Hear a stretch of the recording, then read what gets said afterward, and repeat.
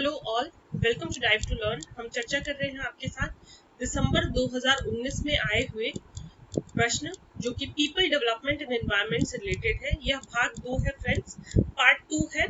Part 1 हम already आपके साथ डिस्कस कर चुके हैं। इसी प्लेलिस्ट में आपको जो है पार्ट 1 भी मिल जाएगा। तो पहले आप पार्ट 1 देखिए, उसके बाद ही जो है आप पार्ट 2 इसको देखिए।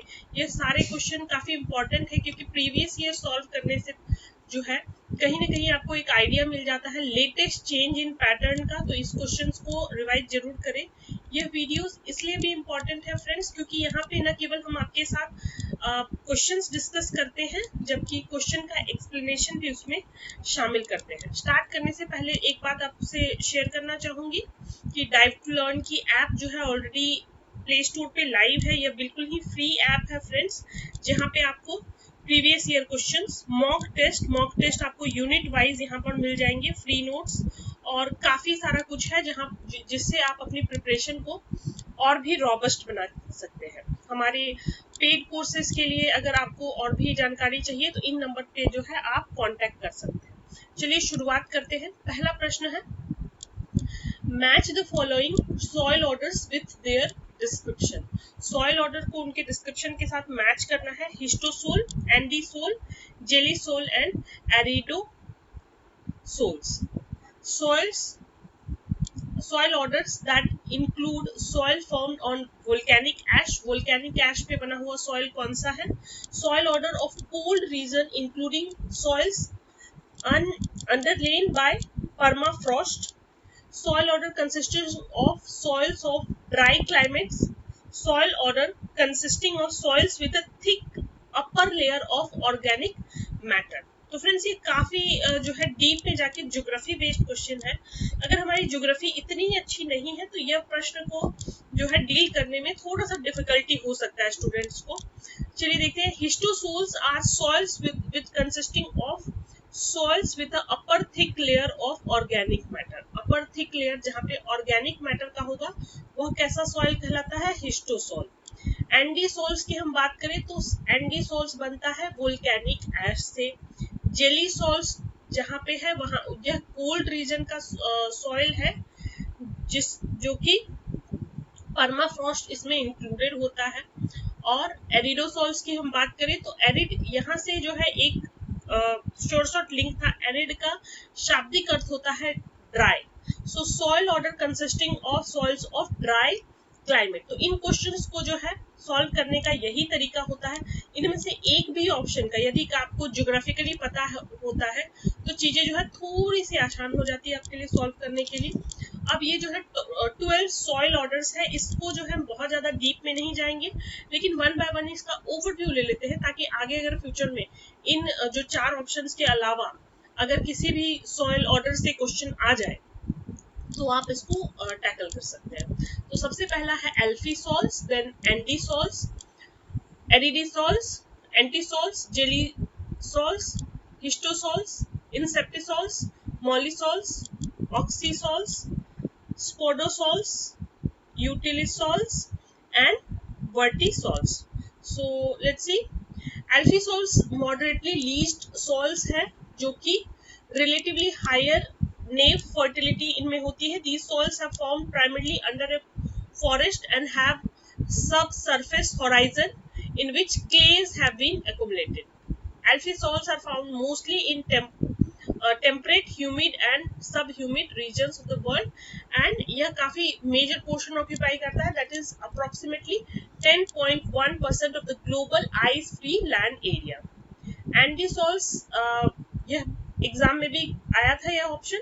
Andysols is formed in volcanic ash or volcanic ejecta। So that is what you have to remember। It consists of approximately 1% of the ice-free land area। Aridisols are generally dry most of the years and they contain subsurface horizons in which clays, calcium, carbonate, gypsum, etc. have been accumulated। Materials such as subtle salts, gypsum, calcium carbonate tends to be leached from soils of moister climates। Antisols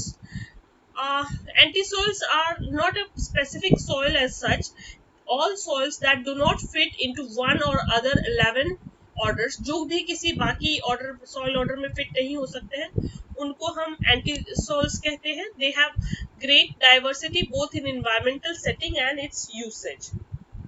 Jelly soils are soils of very cold climate, so that contain permafrost within 2 meters of the surface. So इतनी मोटी जो है ice की परत होती है यहाँ पे, यही सॉइल की खास बात है.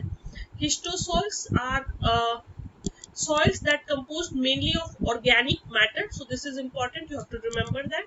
Exam में भी यह option आया था. So if you know the basic soil order, then you might have answered it correctly. Histosols are often referred to as peat and muds and have physical properties that restrict their use for engineering purposes. These include low weight bearing capacity and subsidence when drained. They are mined for fuel and horticultural products. Moving on to insectisols. Insectisols जो है soils that exhibit minimum horizon development. They are more developed than antisols. Antisols से ये ज़्यादा develop होते हैं, but they lack the features that are characteristic of other soil orders. आप बहुत ज़्यादा विस्तार में यहाँ नहीं जाना है, बेसिक मीनिंग आपको क्लियर होना चाहिए. और insectisols occupy 15% of the global ice-free area. Mollisols are soils of grassland ecosystem. मॉलिसोल्स के अगेन डिवीजन है, not getting into much depth. आप पॉज करके चाहे तो इसकी और भी जानकारी ले सकते हैं. Oxisols are very highly weathered soils.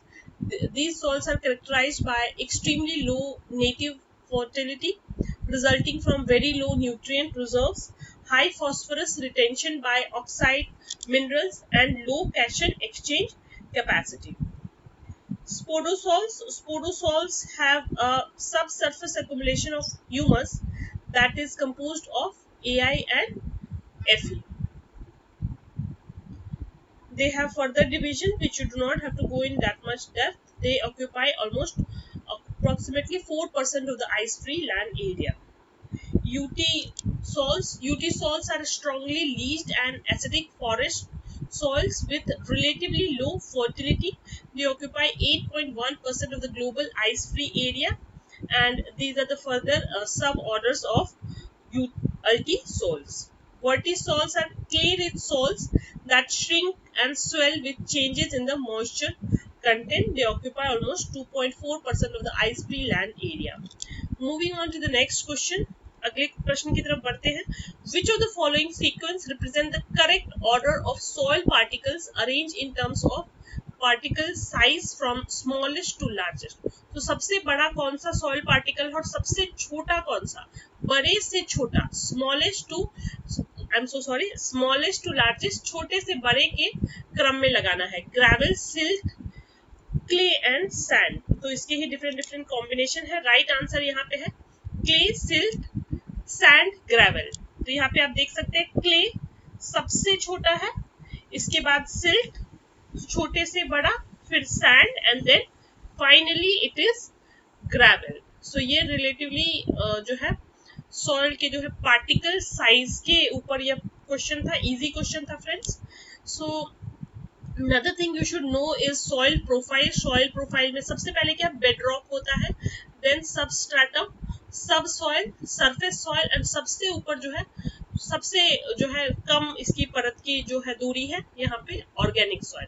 So cross sectional view of the soil, ये केक जैसा व्यू जो है ट्रायंगल शेप का क्रॉस सेक्शनल व्यू, इसको हम सॉइल प्रोफाइल कहते हैं. This profile can enable us to identify the special characteristics that is present in soil. जैसे जब हम केक कटिंग करते हैं, डिफरेंट केक के लेयर में एक लेयर आपको चॉकलेट का मिल सकता है, एक लेयर जो है आपको मलाई की मिल सकती है. तो ऐसे ही सॉइल प्रोफाइल जो है सॉइल का एक क्रॉस सेक्शनल व्यू है, ये आपको ध्यान में रखना है.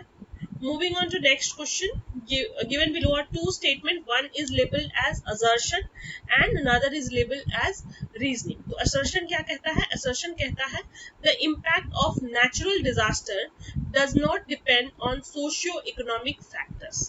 Reason क्या कहता है? Natural disasters do not discriminate between people of a society and other communities. यही चार स्टैंडर्ड ऑप्शन आपको हर जो है क्वेश्चन में देखने को मिलेंगे जब भी आपको असर्शन और रीजनिंग वाले क्वेश्चंस आते हैं. सो पहला है कि दोनों ही करेक्ट है, और आर एक्सप्लेन करता है असर्शन को, रीजनिंग एक्सप्लेन करता है असर्शन को। दूसरा है कि both assertion and reasoning are correct, लेकिन रीजन जो है असर्शन को एक्सप्लेन नहीं करता है। तीसरा है असर्शन सही है, रीजन गलत है, असर्शन गलत है, रीजन सही है। तो इसका आंसर देखते हैं। इसका आंसर है assertion is false but reasoning is true. The impact of natural disaster does not depend on socio-economic factors. So यहाँ पे यह डिपेंड करता है, लेकिन अगर बात करते हैं natural disaster do not discriminate people of a society and other communities, तो सही बात है, नेचुरल डिजास्टर जो है डिस्क्रिमिनेट नहीं करता है। आप देखेंगे अगर हम बात करें फ्लड की, अगर हम बात करें डिफरेंट साइक्लोन्स जो कि आजकल काफ़ी ज़्यादा देखने को मिलते हैं, तो यह एक रीज़न, दूसरे रीज़न टेरिटोरियल बाउंड्री को नहीं मानते हैं। ये बाउंड्री जो है फ्रेंड्स मैन मेड है। Next question, identify the environmental issues which are local in nature. तो इनमें से लोकल कौन कौन सा है? डिप्लीशन ऑफ ओजोन लेयर की यदि हम बात करें तो यह ऑप्शन आपको पता है यह ग्लोबल है।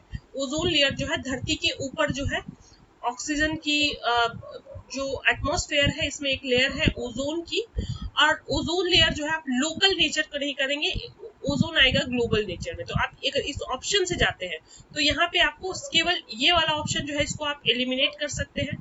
नेक्स्ट आप बात करते हैं lake pollution, then soil erosion, climate change again friends। so climate change की यदि हम बात करते हैं तो climate change again is a global phenomena। तो 4 ऑप्शन जिसमें भी है आप एलिमिनेट कर सकते हैं। 4 ऑप्शन जैसे ही आप एलिमिनेट करेंगे आपको इसका आंसर मिल जाएगा। तो ऐसे क्वेश्चन को सॉल्व करने का बेस्ट अप्रोच यही है कि आप एलिमिनेशन मेथड से जाएं, आपका टाइम बहुत ही ज़्यादा आसान हो जाएगा, साथ ही साथ आप एग्जाम में बिल्कुल ही कंफ्यूज नहीं होंगे कि ऐसे क्वेश्चंस को टैकल कैसे करना है। Moving on, the government of India has set up a Ministry of Jal Shakti by merging और renaming which of the following. तो 2 मिनिस्ट्री को मर्ज करके जो है बनाया गया है मिनिस्ट्री ऑफ जल शक्ति, न्यूली फॉर्म्ड मिनिस्ट्री है फ्रेंड्स। तो ये 2 मिनिस्ट्री कौन कौन से हैं?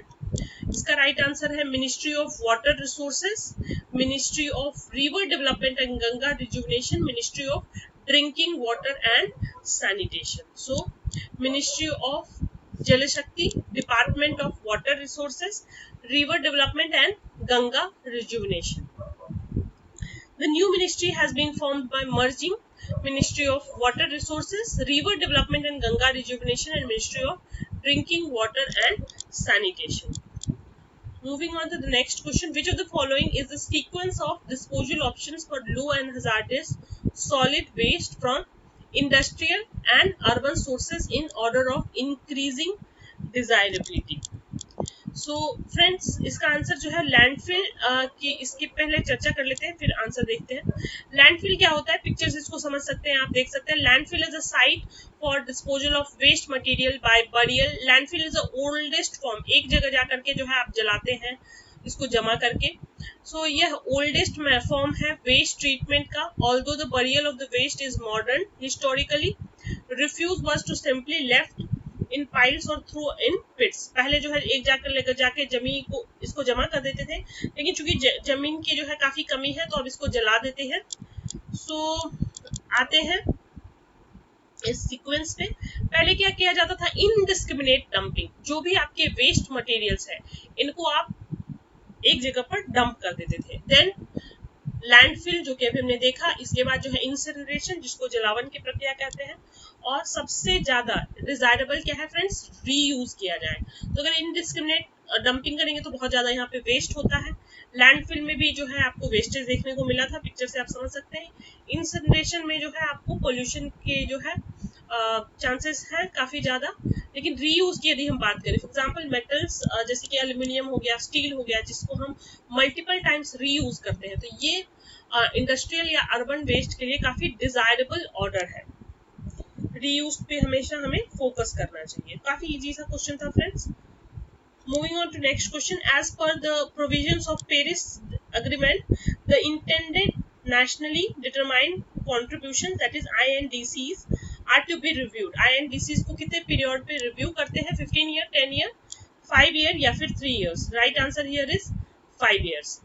Paris Agreement of 2016 is a historic international accord that brings almost 200 countries together to set up common target to reduce greenhouse emissions in an effort to fight climate change. बहुत ही important ये agreement है और इससे जो है हमारा solar international solar alliance भी जो है इसी एग्रीमेंट से निकल करके आया था. थोड़ी सी चर्चा और कर लेते हैं. The deal is considered by many और most significant international measures to address climate change since the formation of United Nations Framework Convention of Climate Change. काफी हिस्ट्रिक एग्रीमेंट था ये. इसमें दो चीजें काफी इंपॉर्टेंट थी. एक ये बात करता है ग्रीन हाउस की और दूसरी क्या बात करता है ग्लोबल टेम्परेचर को 2 डिग्री कम ले जाने की बात करता है और बाद में जो है फर्दर 1.5 डिग्री सेल्सियस कम ले जाने की बात करता है. रिसेंटली एक बहुत इंपॉर्टेंट डेवलपमेंट इसमें देखने को मिला था. US has already started the process of executing Paris climate agreement. So US ने जो है ये प्रोसेस इनिशिएट कर दिया है और नेक्स्ट ईयर नवंबर तक जो है US will be already out of this. US starts the process of exiting Paris climate agreement. US जो है world largest second largest emitter है ग्रीन हाउस गैसेस का. फर्स्ट लार्जेस्ट यानी कि लार्जेस्ट एमिटर कौन सा है ये आप कमेंट करके हमें जरूर बताएं. So this is one development we should remember. US इससे क्या होगा, क्या फर्क पड़ सकता है. देखिए यूएस पेरिस एग्रीमेंट से तो निकल जाएगा लेकिन यूएस एक सिग्नेटरी है United nation framework of climate change convention का, UNFCCC का, और इससे इस फ्रेमवर्क कन्वेंशन में जो है यूएस स्टिल मौजूद रहेगा. तो ये भी चीजें आपको समझना है. यूएस केवल एग्जिट कर रहा है पेरिस क्लाइमेट एग्रीमेंट से. इंडिया एंड पेरिस एग्रीमेंट की हम बात करें तो 2015 में जो है इंडिया ने इंडिया ने भी यह प्लेज किया था कि बाय 2030 अपने टेम्परेचर को जो है वह 1.5 डिग्री कम लाने की कोशिश करेगा. और इंडिया ने जो है प्रॉमिस किया कि उनके जो non renewable sources of energy हैं उसमें वह कमी करेगा 30 to 35% by 2030 as compare to 2015 levels. Other challenges भी जो है इंडिया में काफी ज्यादा है. रिसेंटली जो है कोल माइनिंग में भी आपको डेवलपमेंट देखने को मिली है प्राइवेट प्लेयर्स के रूप में. So most of India's emissions come from energy. So coal based energy जहाँ पे 68% है. सो ये non renewable source of energy है. 20% एग्रीकल्चर में यूज होता है. इसको जो है टैकल करना इंडिया के लिए बहुत बड़ा जो है प्रॉब्लम है. And second is agriculture, land use and water use. These to contribute to the climate change, though the minimum support price, subsidies, free 24-hour electric power supply. So these are couple of other challenges जो India already इन challenges से जूझ रहा है apart from the climate change. So यही थे कुछ questions जो कि दिसंबर 2019 में पीपल डेवलपमेंट रिलेटेड आए थे. कुछ और क्वेश्चंस रह जाते हैं फ्रेंड्स. तो इसका एक पार्ट 3 भी आपको मिलेगा जिसमें हम रिमेनिंग क्वेश्चंस डिस्कस करेंगे दिसंबर 2019 में आए हुए. वीडियो अच्छा लगे तो लाइक, शेयर, कमेंट, सब्सक्राइब जरूर कीजिए. फिलहाल इस वीडियो में केवल इतना ही. That's all for this video. Thank you.